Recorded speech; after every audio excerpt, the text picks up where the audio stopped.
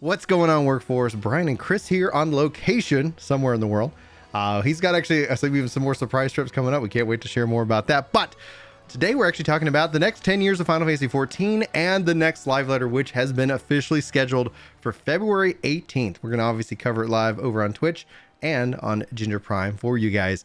But the 2 bullet points, what are we going to be learning about the live letter? Literally, the next 10 years of Final Fantasy XIV. This, I don't think, has happened in our history. This is a big deal. Yeah, since so October. For any new players or for any old players, like, I don't remember them doing this. Oh, they did. That's because they haven't. No, they did. Not to this degree. They did it way back at 2.0. Going to 2.0.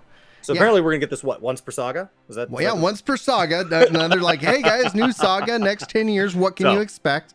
Which, if you think about it, 2022, 2032. Like, this is, there's going to be so much.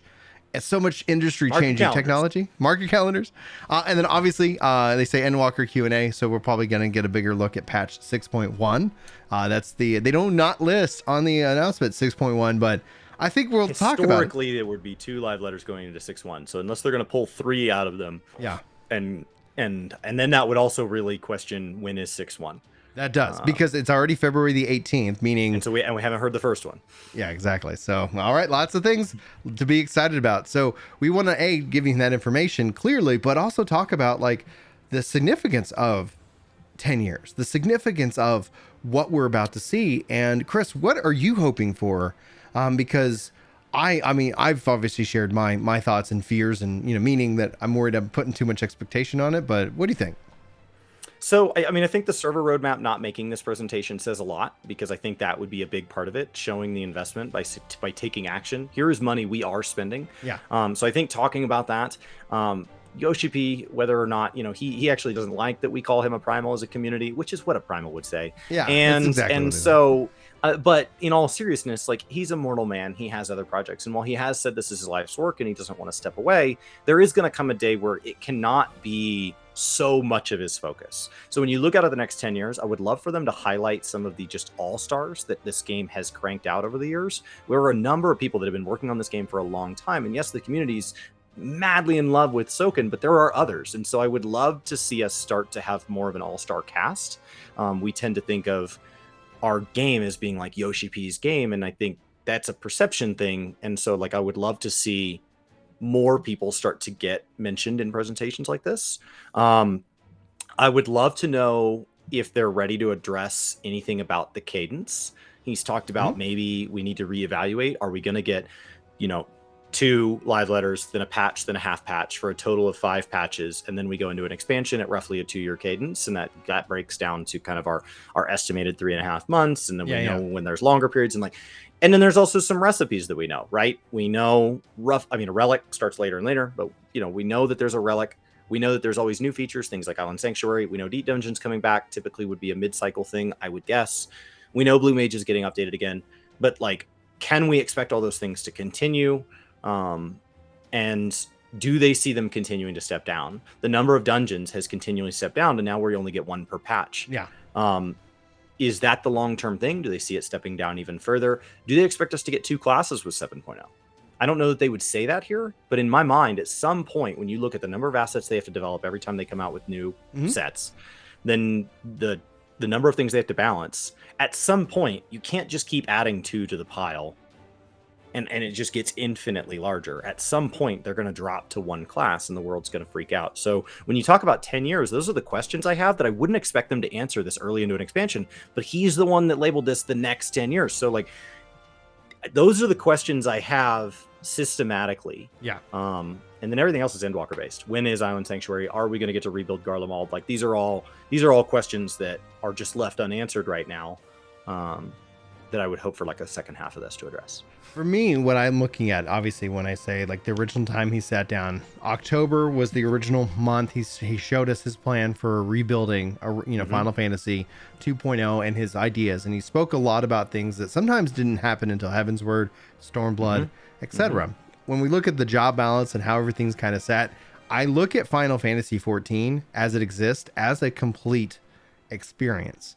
I look at obviously the future things that are coming. And so like I continue to kind of just based off of his wording alone, the fact that he's already confirmed 7.0 is to sit here and say, like, I think that they've been working on something big for a long time. And I think this is the revelation of what that bigness is. Now, here's just, I mean, I continue to kind of default into new engine, maybe even a new number. Like that's where my mind goes. And I know that if that's obviously doesn't happen, I'll be just fine. So it's very like, don't expect the moon, expect, you know, like your foot in front of the other. And then if he delivers us the moon again, then I think we can all be excited. But that's essentially where, based off of his words, based off of like all the different little prophecies, based off of every little like these interviews, when you start picking and choosing, at some point the number 14 won't make sense, at some point, etc. And then you think about what 10 years means. 10 years. That's a decade. Like in 10 years, you know, Square Enix could not exist. There was a point in time where that was a possibility. Like, I don't think that's a high probability, but when you think about the way the world is, it's like 10 years is a long stretch of time. And if Yoshi-P is willing to sit down and communicate us 10 years, his plan, he's thought it through. He knows new technology has come out in the last 13 years since Final Fantasy XIV was originally announced to the world. Right. You know, so when you think about it, it's like 14 in and of itself wasn't built in, you know, 2009, 2010. It was started years prior. And I still think, and I still have been just wondering, as we've seen like dungeons kind of stepping down, certain things being done, ways that they try to repurpose like already created assets so that it's not sitting here having to recreate the wheel completely.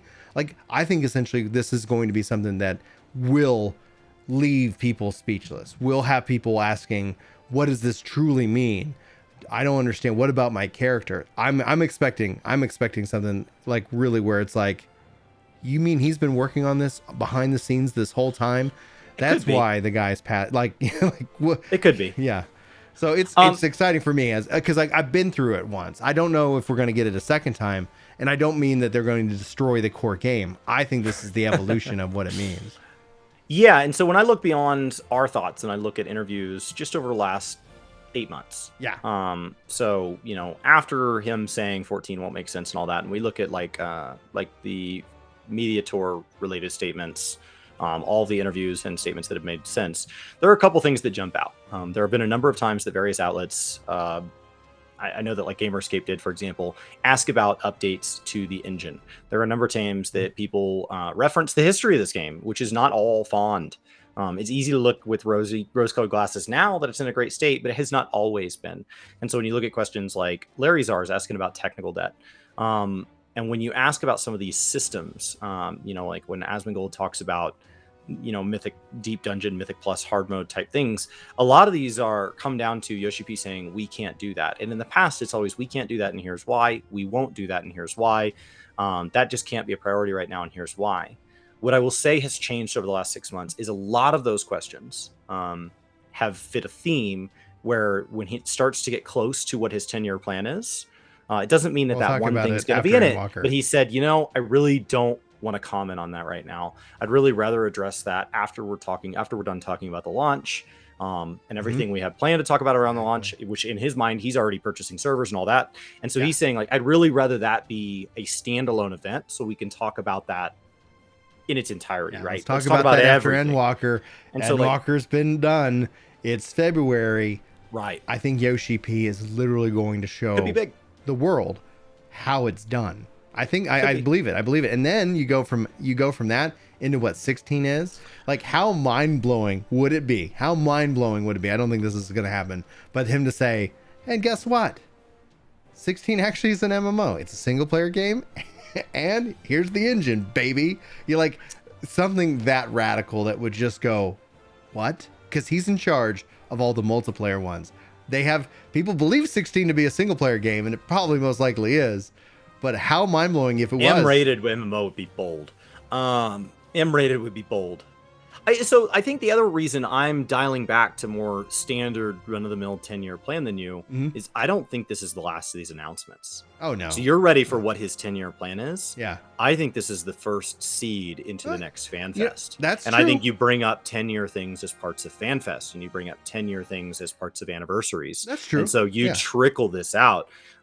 He could be like, as a part of the core game, okay, we're at 90. What is it going to look like? And it turns out like, yeah, we're not doing a big overhaul, but well, by 7.0, we know we're going to go to this level. We already know these things. We're going to communicate them now, but we know at 8.0, we're going to have to figure out something with this. And so this is what we're thinking. So it could end up, instead of being like a hard set, like, holy crap, here's what we're doing. It could also be something that, is more of a dialogue between the players. Like, hey guys, like, here's where we're at. Here's where we know we want to go. And then that way the players are actually going to be able to provide feedback, and then becomes more of a dialogue and say, okay, yeah, we weren't really thinking, because like a lot of people ask about engine upgrades, right? I'm assuming that this is him ready to present it, but it could be like, you know what, by 8.0, yeah, we're going to be doing an engine upgrade at that point. So that way players aren't sitting here like worried here's a about couple it. engines we've explored. Exactly. Right. Like sharing a little of like, we are looking into this. We are not committing to anything. And what does that mean for PlayStation 4, right? So it's like, okay, well, guys, we know that we know when we announce 7.0, here's what we're going to hear. But according to our roadmap, right, we're going to have that at 8.0. So PlayStation 4 would be able to work with 7.0, for example, but 8.0, note, this is where we're headed.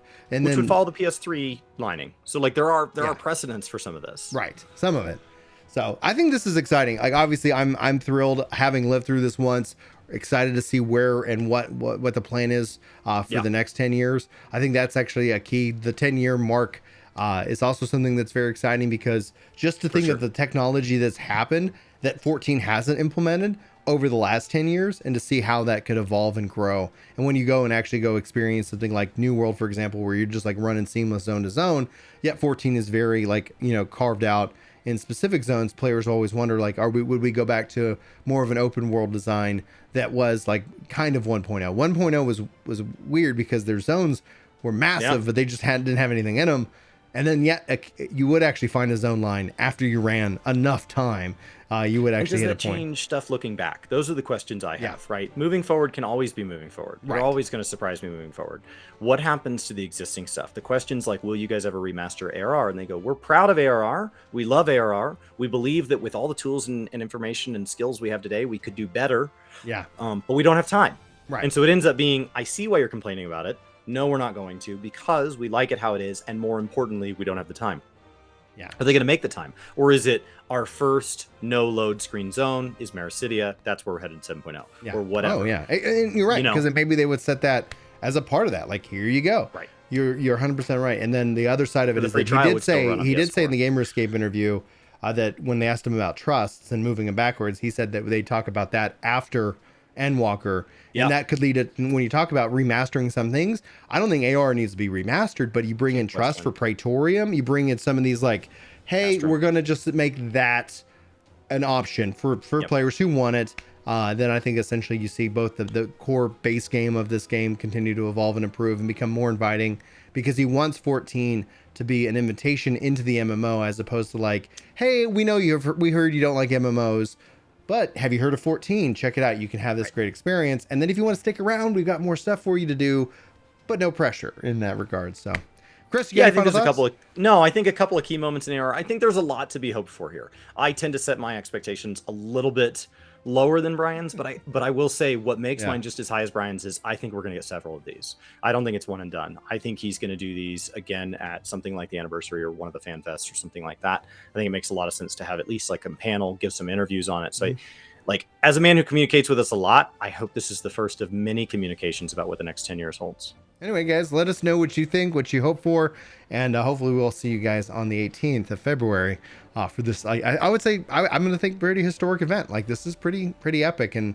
I think it's going to be something to be remembered within kind of the mythos of 14 in that regard. Yeah. Anyway, thanks guys for watching. Hopefully you have a fantastic day. Hopefully we'll see you next time. But until then, take care.